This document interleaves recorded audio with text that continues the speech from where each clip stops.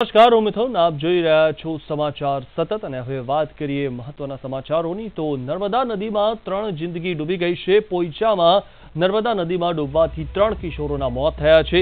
રાજપીપળાના 3 કિશોરો પોઈચા પાસે નર્મદા નદીમાં નહાવા પડ્યા હતા। જો કે નદીનો પ્રવાહ વધારે હોવાથી 3 કિશોર ડૂબી ગયા હતા। તો સ્થાનિક તરવૈયા અને પોલીસે તેમની શોધખોળ હાથ ધરી, જેમાં 2 કિશોરના મૃતદેહ હાથ લાગ્યા હતા।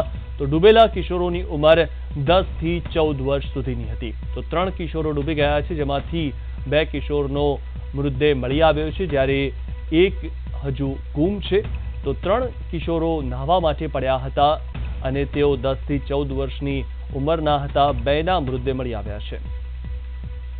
હવે વધુ માહિતી મેળવી અમારા સંવાદદાતા દીપક પટેલ પાસેથી। જી દીપક, જણાવશો વધુ વિગત છે આ વિશે? જી બિલકુલ, આજે જે રાજપીપળાના 1.5 થી 2 ગાળામાં રાજપીપળાના વાઘરીવાડ વિસ્તારના જે યુવાન હતા, બાળકો જે નર્મદા નદી કિનારે નાહવા પડ્યા હતા, તેમાંથી એક કિશોર ડૂબવા જતા 2ને બચાવવા જતા 2 જણ બચાવવા જતા 3 ડૂબ્યા હતા। હાલ તો અત્યારે ફાયર ફાઈટર અને ઘટનાસ્થળ ટીમ છે, એમાંથી 2ને મૃતદેહ મળી આવ્યા છે, એક હજુ બાકી છે। જી બિલકુલ, જી આભાર દીપક માહિતી આપવા બદલ। તો 3 કિશોરો નાહવા માટે નર્મદા નદીમાં પડ્યા હતા અને તેમાંથી 3 ડૂબી ગયા છે, જેમાંથી 2ના મૃતદેહ હાથ લાગ્યા છે, જ્યારે એકની શોધખોળ ચાલુ છે।